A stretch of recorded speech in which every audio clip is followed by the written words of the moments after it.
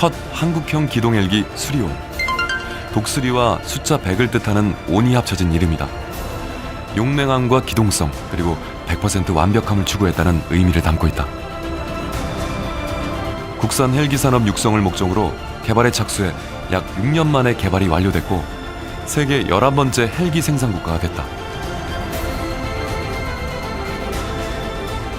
수리온을 개발하면서 기술 지원도 받았지만 오로지 우리 엔지니어들의 열정과 노력, 밤을 새가는 어떤 혼신의 노력을 가지고서 개발한 결실입니다. 새벽에 출근해서 비행을 하고 또 야간에도 비행을 해야 되는 여러 가지 과정이 있었습니다. 그런 모든 과정을 극복하고서 저희들이 지연되지 않고 2012년 6월 말에 실제 개발을 종료하고 당해년도 12년 말에 전력화를 최초기를 하게 된 그런 개가를 올렸습니다.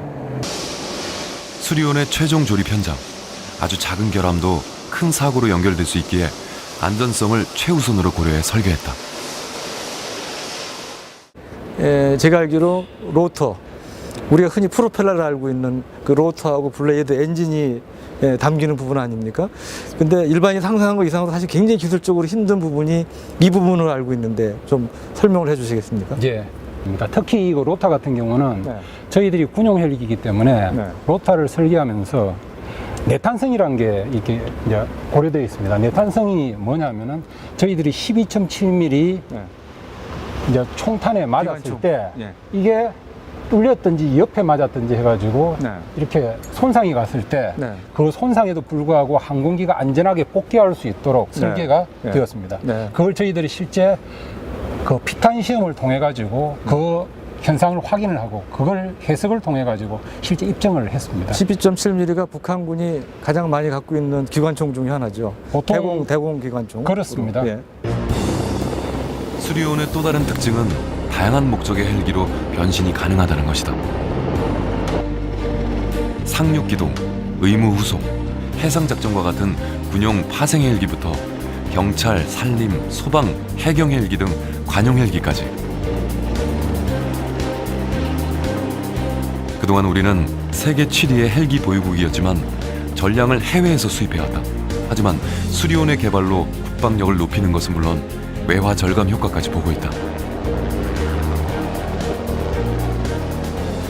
생존성이라든지 안전성 측면에서 상당한 수준에 있는 헬기이고요.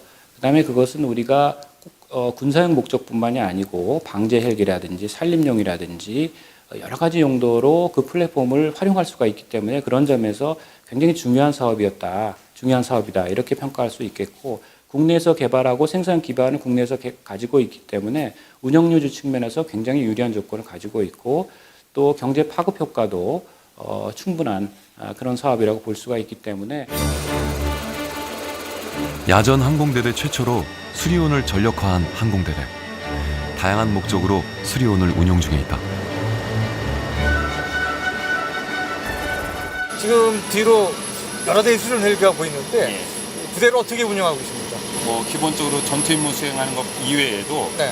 화물을 날르는 화물 공수 임무나 네. 불이 났을 경우에 산불을 진화하는 산불 진화 임무, 네. 그리고 위급한 환자가 발생됐을 경우에 환자를 이송하는 네. 의무 이송 등 다양한 임무를 수행하고 있습니다. 네. 그럼 그렇게 다양한 임무를 수행하는 데 있어서 수련 헬기가 어떤 특징들이 있습니까? 아무래도 최신형 헬기다 보니까 네. 다양한 탑재 장비하고 첨단 과학 기술이 많이 반영이 돼 있습니다. 네. 그래서 당장 작전 임무 수행을 할 때는 항공기의 생존성이 많이 증가가 됐고 네. 일반적인 지원 임무를 수행할 경우에도 자동 왕법 비행이 가능하기 때문에 네. 조종사의 편의성이라든지 네. 임무를 완벽하게 수행할 수 있는데 가장 큰 장점이 있습니다. 네. 조종사들 사이에서도 수리온은 조종이 편한 헬기로 통하고 있다. 조종사의 피로도를 너무 이렇게 완화시켜주는 그런 자동 항법 시스템이 있지 않습니까? 네. 그 FCS 시스템이 어떻게 보면 가장 네. 비행의 전과 후가 되지 않을까 개인적으로 생각을 하고 있습니다. 그러니까 그 전에 조종하신 헬기에 비해서 훨씬 자동화가 많이 되고. 네, 그렇습니다. 어떻게 보면 네. 기존에 조종한 그 500M대나 UH의 주기를 갖고 있었는데 네. 그 항공기들이 어떻게 보면 기계식이라고 그러면 네. 이건 완전한 전자 시스템부터 해서 네. 자동 항법 시스템이 가미된 그런 비행기라고 말씀드릴 수가 있습니다. 스마트 헬기로도 불리는 수리온. 복잡했던 조종석 내부의 계기판과 조종 장치가 터치스크린 형식으로 통합돼 있다. 조종사의 편의성은 크게 향상됐다. 하얀색 박스로 쳐져 있는 이카스라고 이렇게 표시되어 있습니다. 여기 보시면 항공기 동력부터 해서 항공기의 어떤 로타리 회전수, 엔진의 상태, 그리고 각종 항공기의 운용 능력을 우리가 이거 그래픽을 통해서 알 수 있는 그런 시스템이 되어 있고요. 또 우측에 있는 게 이제 IDMC라고 그래가지고 쉽게 설명드리면 차량을 따지면 이제 항공용 내비게이션 그런 시스템이 내장이 되어 있다고 보시면 됩니다. 그리고 우측에 있는 세 번째 거는 그 잘 아시는 클리어가 되겠습니다. 전방 감시석에서 네, 맞습니다. 주야간 각종 장애물을 탐지, 관측, 추적, 식별할 수 있는 그런 훌륭한 장비가 되겠고 야간이라든지 공항에서 해안으로 침투하는 적에 대해서 혹시나 식별이 되면은 그 식별한 걸 확대를 해서 계속 추적해서 항공기의 어떤 능력에 맞게끔 그 추적한 항공기에 대해서 계속 정보를 제공할 수 있는 그런 장비가 되겠습니다. 그러니까 수리온이 단순 수송 헬기가 아니고 맞습니다. 해양 경제 작전에도 유용하게 활용될 수 있는 그렇습니다. 직접 수리온에 탑승해 그 성능을 체험해왔다. 길이 19m, 높이 4.5m, 최대 이륙 중량은 약 8.7톤으로 9명의 무장병력을 태우고 2시간 이상 비행할 수 있다. 빠른 속도로 수직 상승해 백두산 높이인 해발 2,700m에서도 제자리 비행이 가능한 성능을 가지고 있다. 한국군의 체형에 최적화된 인체공학적 설계로 조종사의 편의성도 커졌다.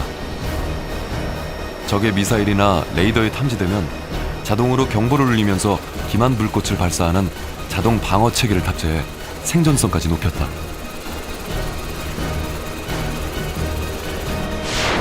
하지만 최근 미국에서 진행된 결빙 테스트에서 수리온이 불합격한 사실이 알려지면서 불안감을 자아냈다.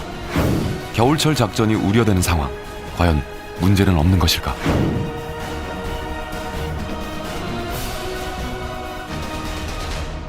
최근에 이제 저온 결빙 시험이라고 하나요? 거기서 조금 어려움이 있다, 문제가 있었다 이런 얘기들이 있는데 그것은 어떻게 된 것입니까? 그러니까 예를 든다면 UH-60 예. 우리나라에서 가장 많이 운용하고 있는 UH-60 헬기 같은 경우 원래 그것도 미국에서 만든 거죠? 그렇습니다. 결빙 능력을 인정을 받는데 네. 약 5시즌, 즉 한 5년 이상에 걸쳐가지고 3차례 이상의 비행시험을 거쳤습니다. 네. 그러면서 문제가 있는 부분을 보완을 해가면서 다시 입증을 해나가고 또 문제 있는 부분을 보완해서 5시즌이라는 건 5년 이상에 걸쳐서 네. 결빙 능력을 입증받을 겁니다. 뭐 CH-47 시누크라든지 네.